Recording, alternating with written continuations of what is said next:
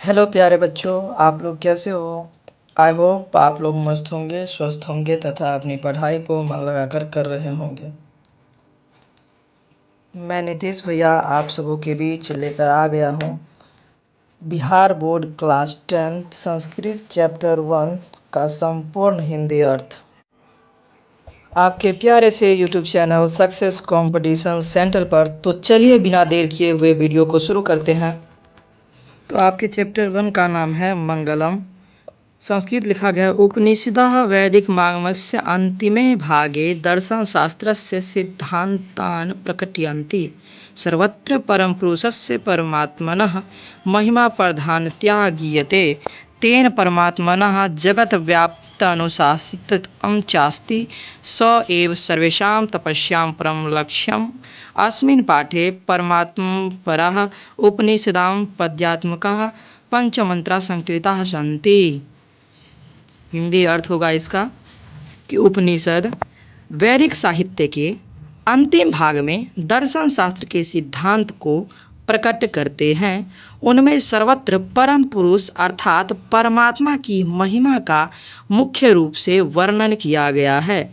उसी परमात्मा द्वारा यह संपूर्ण जगत व्याप्त है तथा वही इसका संचालन भी करता है। वही सभी तपस्याओं का परम लक्ष्य है। इस पाठ में परमात्मा से संबंधित उपनिषदों के 5 पद्यात्मक छंदबद्ध मंत्र संकलित किए गए हैं। आपका पहला मंत्र है हिरण्मयेन पात्रेण सत्यस्य अपहृतं मुखं तत्त्वं पुषानपावृणुः सत्यधर्माय दृष्टे। यह ईशावास्योपनिषद से लिया गया है, जिसका हिंदी अर्थ होगा स्वर्णमय पात्र यानी सुनहरे आवरण से सत्य का मुख ढका हुआ है। हे पूषण अर्थात सूर्यदेव, सत्य का पालन करने वाले, मुझे उस सत्य के दर्शन कराने के लिए उस आवरण को हटा दीजिए। दूसरा श्लोक है अनो अन्यान महतो महीयान आत्मस्य जंतो निहतो गुहायाम तम कर्तु पश्यति वीत शोको धातु प्रसाद हिमात्मनः। कठोपनिषद से लिया गया है। इसका हिंदी अर्थ होगा यह आत्मा अणु से भी छोटा और महान से भी महान है। वह प्रत्येक प्राणी के हृदय रूपी गुहा में स्थिर है यानी निवास करता है।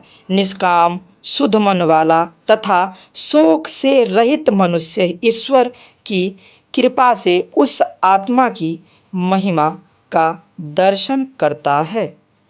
आपका तीसरा श्लोक सत्यमेव जयते नानृतं सत्येन पंथा विदतो देवयानः येन क्रमन्त वृत्त्यो हयाप्त कामः यत्र तत् सत्यस्य परम निधानम्, जो कि मुंडकोपनिषद से लिया गया है।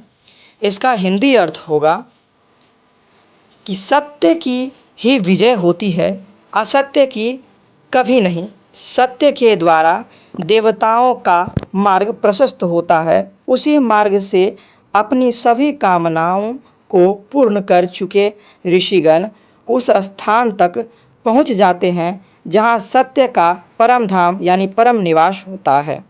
आपका चौथा श्लोक यथा नदः स्कंदमानः समुद्रे अस्तं गच्छति नाम रूपे विहाय तथा विद्वान नाम रूपाद विमुक्तम परात्परम पुरुषमैति दिव्यम, जो कि मुंडकोपनिषद से लिया गया है।